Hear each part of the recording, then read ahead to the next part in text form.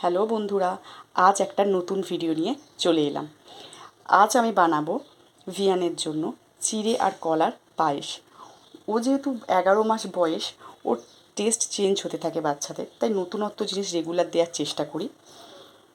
Regular দেওয়ার চেষ্টা করার জন্য ওকে আজ চিড়ে আর কলার পায়েস খাওয়াচ্ছি। রেগুলার যা যা খাওয়াই আমি তোমাদের সঙ্গে শেয়ার করব। আজকে ভিডিওটা তাহলে শুরু করা যাক। চিড়েটা আমি আগে থেকে 2 থেকে 3 বার ভালো করে ধুয়ে নিয়েছি। তারপরে গ্যাসের মধ্যে এই পাত্রে জল গরম করতে বসিয়ে দিয়েছি। তার মধ্যে চিড়েটা ভালো করে দিয়ে দেব।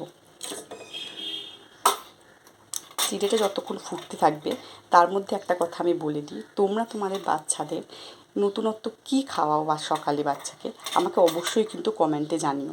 আমি আগের ভিডিওতেও বলেছিলাম আমার একটু হেল্প হয়ে যাবে, কারণ যেহেতু আমি নতুন মা, জানি না বাচ্চাকে কতটা কি ভালো খাওয়ানো যায়। চেষ্টা করি ওকে ঠিকঠাক যতটা ভালো করে খাওয়ানো যায়।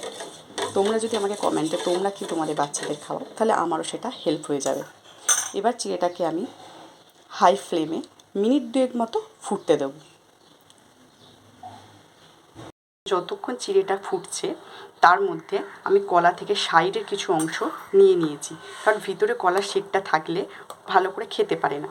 তোমরাও চেষ্টা করবে ভিতরে শিটটা দেবে না, কালো মতো শিটটা দেওয়ার থেকে সাইড থেকে কেটে নেওয়া অনেক ভালো। সেজন্য আমি ওটাই চেষ্টা করেছি। এবার কলাটাকে ভালো করে চামচের দ্বারা ম্যাশ করে নেব। যতক্ষণ চিড়েটা ফুটছে আমার এদিকে কলাটা ম্যাশ করা হয়ে গেছে। এবার চিড়েটা দেখি কতটা এগিয়েছে।